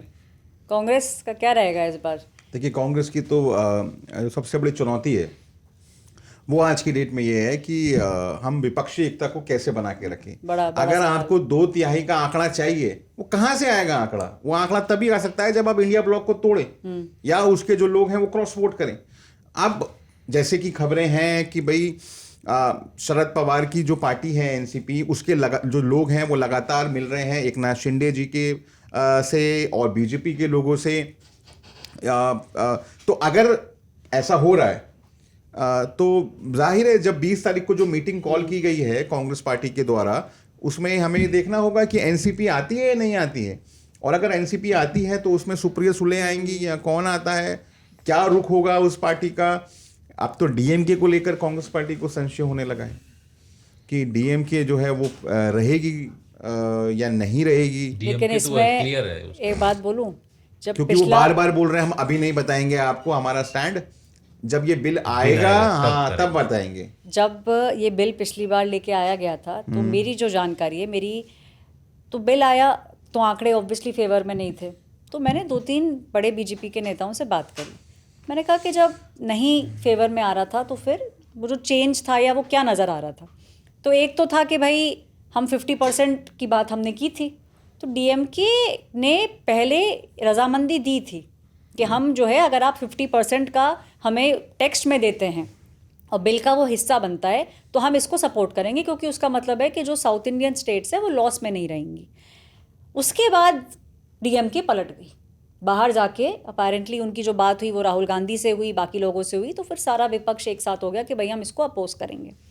अब जो मुझे लगता है जो 22 का आंकड़ा है और जिस तरीके से कांग्रेस पार्टी ने तमिलनाडु में हाथ मिला लिया है वजह से, अब मुझे लगता है डीएमके साथ देगी इस बार एनडीए का। और वो जो आंकड़ा है जो हम बार बार बात करते हैं कि भाई क्या वो 360 का जो नंबर है वो इकट्ठा कर सकते हैं, मुझे लगता है कि पीछे खाने जो बातचीत हुई है उसमें कहीं ना कहीं बीजेपी इस समय इस आंकड़े को टच कर रही है। आप टीएमसी की बात करें, भाई एनसीपीआई आज सबसे बड़ा जो है 20 एमपी के साथ वो तो करेंगे। नंबर जोड़ ही दो ना, हाँ पता लग जाएगा। अभी आप जोड़ो डीएमके 22 8 सांसद हैं एनसीपी के पास। हाँ, तो अभी इस समय 5 चले जा चुके हैं शिवसेना के, और वो कितने गए थे? 20 6 गए थे नहीं टीएमसी के। हाँ टीएमसी के, है ना? हाँ टीएमसी के भी एक और सांसद ने अभी एक और पलटी मारी है। कोयल मलिक। तो राज्यसभा होता है, राज्यसभा तो राज्यसभा में भी नंबर राज्यसभा जो में है- नंबर हो जाएगा, राज्यसभा में भी नंबर हो जाएगा। राज्यसभा में नंबर हो जाएगा। लड़ाई लोकसभा की है। 298 में 20 जोड़िए, ये हुआ 318, 318 में 5 जोड़िए, 318 में 5 जोड़ 23, ठीक है 23 में 8 जोड़िए एनसीपी के, 23 में 8 30, 31 31। 31 में 22 जोड़िए। हाँ 22 अब लगभग आप आस पास पहुंच गए हैं। पहुंच गए, आप पहुंच रहे हैं। जहां तक हमारे मतलब जो बीजेपी के अंदर खाने एनडीए की जो बातचीत चल रही है, 5-7 क्रॉस वोटिंग भी तो होगी। हाँ क्रॉस 5-7 वोटिंग और क्रॉस वोटिंग भी एब्सेंटी, तो होगी। एब्सेंटी और क्रॉस abstain भी होंगे बहुत abstain सारे। होंगे लोग। एब्सटेन होंगे लोग। और कोई बड़ी बात नहीं है, कई बार आपने देखा है कि जब वो आईज और नोज आते हैं तो शांति से क्रॉस वोटिंग भी हो जाती है। तो मुझे ऐसा लगता है कि इस बार आप सही कह रहे हैं कि कांग्रेस के लिए बड़ा लेकिन चैलेंज है। कांग्रेस ने लेकिन मन बना लिया है। कल जयराम रमेश की प्रेस कॉन्फ्रेंस हुई थी, उन्होंने साफ कहा कि हम इसके खिलाफ हैं और हम इसके खिलाफ वोट डालेंगे। हम इनके साथ साथ राहुल गांधी, मल्लिकार्जुन खड़गे, तमाम जो लीडर हैं विपक्ष के बड़े बड़े, उनके साथ टच में हैं। हम इंश्योर करेंगे कि जो ऑपोजिशन यूनिटी हमको पहले 16 अप्रैल को देखने को मिली थी, वही यूनिटी हम दोबारा से दिखाएं। लेकिन तुम्हें लग क्या रहा है लग रहा कि यूनिटी बरकरार रहेगी इनकी? इनके तो आपस में छोटे छोटे स्वार्थ हैं जिनके लिए। नहीं, अगर एनसीपी अगर जा रही है, अगर डीएमके जो कि टेक्निकली इंडिया ब्लॉक का पार्ट भी नहीं है, बीजेपी की राह तो आसान दिख रही है, इसमें तो कोई दो राय नहीं है। जो इबारत सामने लिखी हो दीवार पे, जैसे आप पढ़ लेते जाते हुए, उसको जो नहीं पढ़ पा रहा है वो आदमी या तो नादान बनने की कोशिश कर रहा है या फिर मूर्ख है। फिर या तो अनपढ़ है या उसकी आंखों का नंबर खराब है। एक्सेप्ट नहीं करना चाह, देख के ना देखा अनदेखा। सही। ये बताओ कि एनसीपी का क्या मामला है? एक बयान आया देखो सुबह, वो चला, फिर उसको डाइल्यूट किया गया, सुप्रिया सुले ने थोड़ा डाइल्यूट किया दोपहर में, शाम आते आते उन्होंने कोशिश की कि वो जो डायलॉग है उनका वो ध्वस्त हो जाए। बयान छोड़िए ना, अब लगातार मिल रहे हैं ना वो जो तस्वीरें आती हैं, ये ननद बजाई वाला मामला। ये जो तस्वीरें आती हैं ना मिलने की, जयंत पाटिल मिल लिए शिंदे साहब से किया, और जो कुछ उससे फिर दिल्ली के अंदर संशय बढ़ता है कि यार ये क्या हो रहा है। ऐसा तो नहीं है कि हमें मिसलीड किया जा रहा है। वैसे ही पवार साहब के बारे में बोलते हैं, वो क्या करते हैं, क्या बोलते हैं, उनको आप अनुमान नहीं लगा सकते, क्योंकि वो ढाई चाल चलते हैं, मतलब घोड़े वाले। तो तुम ये कह रहे हो कि कहीं ना कहीं दीवार पर लिखा हुआ साफ नजर आ रहा है, दिख रहा है वो तो। आंकड़ा जो है इस समय तो लगता है कि एनडीए ने कॉबल अप कर लिया है। बड़ी चीज़ जो है वो है डिलिमिटेशन, महिला आरक्षण, जो कि 29 के अंदर लागू हो जाए। तो मुझे ऐसा लगता है कि वो लोग ये बिल करा लेंगे पास। मुझे भी ये लगता है। नहीं, इसको लेकर के जो गणित है, एक बीजेपी ने पूरा एक मिशन 360 का तैयार किया। अप्रैल में भी जब ये दोनों बिल आए थे तो उस दौरान भी उनका ये था कि हम लोग कोशिश कर रहे हैं, लेकिन उसमें उनको गणित पता था कि पूरा नहीं होगा। अब उनकी गणित फिट बैठ रही है, क्योंकि टीएमसी के जो बगावती सांसद हैं वो एनसीपीआई बना चुके हैं। इसके साथ साथ शिवसेना जो उद्धव गुट के सांसद वो अलग हो चुके हैं। तो इन सबको अगर जोड़ा जाए, एक तरीके की मैथमेटिक्स हमने यहाँ पर जो है वो तैयार हुई है कि 543 सीटें टोटल हैं, जिसमें से 3 सीटें जो हैं वो खाली हैं। 2/3 बहुमत के हिसाब से अगर देखा जाए तो दोनों बिल के लिए जरूरत है इनको 360 चाहिए।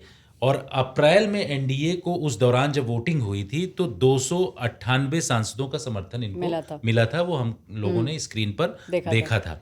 और अब एनडीए के पास 293 सांसदों का वर्तमान में है जो टीमें हैं। लेकिन अगर इनकी बात किया जाए, एनसीपीआई 20 सांसद, 293 + 20, राहुल आप इसको जोड़ सकते हैं, डीएमके के 22 सांसद जो हैं, ये अगर इनको जोड़ देंगे तो सरकार की स्थिति जो है टोटल मिला करके पहुंच जाएगी 335। उनको ये लगता है कि YSRCP जो है, जब भी सरकार का कोई भी ऐसा मुद्दा आता है, देश से जुड़ा हुआ मुद्दा होता, तो हमेशा से उनके जो चारों सांसद हैं सॉफ्ट स्टैंड होता है और वो चारों सांसद आकर के इनके साथ जुड़ जाते हैं। इसके साथ साथ एक निर्दलीय सांसद है, उनका भी समर्थन जनरली बीजेपी को मिलता रहा है। तो अगर इसके हिसाब से देखा जाए 5 ये हो गए, 335 और 5 40, 340 का ये आंकड़ा जैसे ही पहुंचता है उसके बाद जो है इनको ज़रूरत होती है उद्धव ठाकरे गुट के जो 6 सांसद अभी आ चुके हैं, इसके साथ साथ शरद पवार गुट के जो 8 सांसद हैं, सुप्रिया सुले ने इन प्रिंसिपली बोल दिया है, हालांकि बाद में इधर उधर की अटकलबाजी लोग लगाने लगे, लेकिन 8 सांसद ये तो 8 6 14, अगर ये 14 जोड़ देते हैं 340 में तो हो गया 354। जरूरत पड़ती है 6 सांसदों की इनको। अब वो किस तरीके से, उसमें चर्चा ये की जा रही है कि कुछ समाजवादी पार्टी के सांसद जो हैं वो आ सकते हैं, क्रॉस वोटिंग हो सकती है, कुछ इस तरीके से। तो Absent सरकार हो के सकते हैं पास लोग। जो मैथमेटिक्स है इसको लेकर के दोनों बिल को पास कराने की, उसकी पूरी उन्होंने गणित तैयार कर रखी है। अब बिल जिस दिन आएगा उस दिन कुछ पार्टीज डिसाइड करेंगी और कुछ सांसद नेता जो है अपने अंतरात्मा की आवाज सुनेंगे और उसके हिसाब से वोट वो करेंगे। तो ठीक है, लेकिन इस गणित के साथ एक ये भी होता है कि मुद्दा आधारित सांसद उसमें करते हैं कि भाई इस मुद्दे पर हम आपको समर्थन करेंगे, इस पे नहीं करेंगे। तो हो सकता है कि महिला आरक्षण पे लोग समर्थन कर दें और परिसीमन पे ये कुछ अपना फच्चर फंसा दें। तो हम जो देखेंगे इस बार वो ये है कि आखिरकार संसद सत्र में क्या वो पास करा पाएंगे बिल या नहीं करा पाएंगे। बट आंकड़ा मोटा मोटा राहुल मुझे लगता है कि हो जाएगा काबिल। तो ये एक बड़ी चीज़ रहेगी जो हम देखेंगे कि आखिरकार मकर द्वार पर भी कितना ज़्यादा हमें जो लड़ाई है वो देखने को मिलेगी या नहीं मिलेगी। ये सब बातें हम आपको अगले एपिसोड में बताएंगे क्योंकि संसद का सत्र चालू हो चुका होगा। अब हम आपको लेके चलते हैं अपने सबसे फेवरेट कमेंट सेक्शन पर, जो हमारा फेवरेट है, क्योंकि आप लोग हमें बताते हैं कि आखिरकार आपको क्या पसंद आया और क्या पसंद नहीं आया। सबसे पहला कमेंट हमें लिख के भेजा है गायत्री ने। उन्होंने कहा है, Sanjay ji and RG, sense of humour is awesome. Thank you. हाँ, दोनों की तारीफ गायत्री जी ने की है। सुजाता बनर्जी जी ने लिखा है, we really admire mister Amit Bhardwaj, he is a real neutral journalist. Amit तक आपकी बात जरूर पहुंचाई जाएगी। Very neutral. शुभम सिंह ने लिखा है, आपका शो बहुत ही अच्छा लगता है, हमें बहुत खुशी होती है आप सबको सुनकर हमेशा, और पीयूष भैया अच्छे हैं। मौसमी ma'am always rocked on. Piyush भैया थैंक यू। संजय सर आपको आने के लिए thank you very much. Aishwarya ma'am आपकी खूबसूरती आज तक की लोगों से भी ज़्यादा प्यारी है। Thank you very much. Comment ने ब्लश कर दिया थैंक यू। नीलेश जी ने लिखा है, great show, it's wonderful to see RG and Amit back again. Oh, you were missed RG. I am a big fan of RG, Amit and Mausami ji. Aishwarya ji and Sanjay ji are also doing a great job. Piyush is doing too well. And Mr. Anmol, Bharatiya Janata party was hilarious. ये आपके लिए comment है अनमोल जी। Thank you. अच्छा, अमित, इन्होंने अमित के लिए भी एक कमेंट लिखा है, I really like the way you explain Diljit filmography in such a detailed excellent work and ensure E20 petrol is also a big concern for vehicle maintenance. कई लोगों ने ये भी लिखा है। हितेश मिश्रा जी ने लिखा है, reporters affair is the best and unique concept. I congratulate all of you for taking up this initiative. Moreover, I request Aishwarya ji, do as a storyteller that many politicians are also well educated and smart and contribute towards nation building. Honestly, repair the tarnished and dented image of politicians because they also work day and hard. They also work day and night and genuinely they want to serve the people. This would motivate youngsters to join politics in good faith. And also आप लोगों की 5 बातें जो आप करते हैं वो बहुत इंटरेस्टिंग होती हैं। एसकेपी धमाका जी ने लिखा है, अगर आप किसी एक न्यूज़ एंकर को भी बुलाया करें तो शायद और भी नई नई जानकारी मिल सकती है, क्योंकि वह भी स्टूडियो में प्रवक्ताओं से मिलते रहते हैं और अंदर की जानकारी उनके पास भी होती है। तो हम कोशिश करेंगे कि हम कहीं ना कहीं और एक इन्वाइटी लिस्ट तैयार की जाए जहां हम लोगों को बुला सकें। प्रवीण त्रिपाठी जी ने लिखा है, हमेशा की तरह एपिसोड बहुत ही शानदार था और बहुत ही ज्ञानवर्धक था। संजय जी, अमित जी, ऐश्वर्या जी को सदैव की तरह गंभीर विश्लेषण इन तीनों ने किया। बहुत दिनों बाद राहुल गौतम जी को देखा, अच्छा लगा। वाह गौतम। पीयूष जी का नटखटपन बहुत अच्छा लगता है। सुधांशु त्रिवेदी जी ने लिखा है, सुधांशु त्रिवेदी जी, सुधांशु त्रिवेदी जी ने लिखा है कि आपके इन हाउस आरजी, इनके पास कांग्रेस की अंदर के सर्कल की बहुत इनकी जो पकड़ है कांग्रेस के भीतर के सर्कल की, और जो ये एनालिसिस करते हैं वो बहुत अच्छा लगता है। उसी तरीके से पीयूष की भी पकड़ भारतीय जनता पार्टी पर कमाल की है, और जिस तरीके से ये दोनों आपस के अंदर द्वंद्व करते हैं वो सब देखकर बहुत मज़ा आता है। आप सभी को इस कार्यक्रम के लिए धन्यवाद। हम लोगों को यूं ही आप ज्ञान देते रहें, मौसमी जी की कमी हमें खलती है। मौसमी जी और पिछले इसमें दो ये एपिसोड स्पष्ट से कर हैं। दीजिए कि इन दोनों की नुरा कुश्ती नहीं होती है, वो नेचुरल लड़ाई है, प्राकृतिक। अजय जी ने लिखा है, शानदार, आज संजय सर और राहुल गौतम की वापसी हुई, लेकिन आज अमित को काफ़ी मिस किया गया और दलजीत पर जिस तरीके से गंभीर विश्लेषण किया, मैं इन सब से बहुत प्रभावित हूँ। दिल को छू लेने वाला विश्लेषण उन्होंने किया। अमित को बहुत बहुत शुभकामनाएं। संजय सर को हर मौके पर शायरी के साथ माहौल खूब बनाना आता है। वाह संजय जी। धन्यवाद धन्यवाद धन्यवाद। प्रवन शर्मा जी ने लिखा है, सबको प्रणाम, मैं प्रणव हूँ अहमदाबाद से। आपके इस शो को पहले एपिसोड से फॉलो करता आ रहा हूँ। सभी रिपोर्टर्स अपना अलग अलग अंदाज लेकर आते हैं और बहुत इंटरेस्टिंग प्रोग्राम होता है। प्लीज़ आप सब पत्रकार जो हैं, संजय जी, मौसमी जी, अमित जी, ऐश्वर्या जी, पीयूष जी, आप लोग वीक के सारे टॉपिक्स जो हैं उन्हें थोड़ा थोड़ा कवर करते हैं। Maharashtra doctors assault by politics goonda, corporate houses और पॉलिटिशियंस का नेक्सस, सभी यूनियन मिनिस्टर्स के बच्चे फॉरेन एजुकेशन पर जाते हैं, Surat ghost demolition case, Surat flood management. Sanjay ji, अगर आप सुप्रीम कोर्ट के इम्पॉर्टेंट इंटरेस्टिंग किस्से और भी सुनाएं तो और भी मज़ा आएगा। आपका शायराना अंदाज बहुत अच्छा लगता है, प्लीज़ कंटिन्यू इसे रखें। आपको और आपकी पूरी ROA की टीम को बहुत बहुत शुभकामनाएं। थैंक यू वेरी मच ये सारे कमेंट्स के लिए। इससे हमें पता चलता है कि आप लोगों को शो में क्या क्या पसंद आया और क्या क्या पसंद नहीं आया। छोटी सी रिक्वेस्ट है, प्लीज़ आप हमारे शो को सब्सक्राइब ज़रूर करें। आज तक रेडियो पॉडकास्ट पर आप हमें सुन सकते हैं। रिपोर्टर्स ऑफ एयर को आप हमें स्पॉटिफाई और एप्पल पर भी सुन सकते हैं। अगले हफ्ते हम बहुत सारी कहानियों के साथ आएंगे। तब के लिए नमस्कार। Reporters of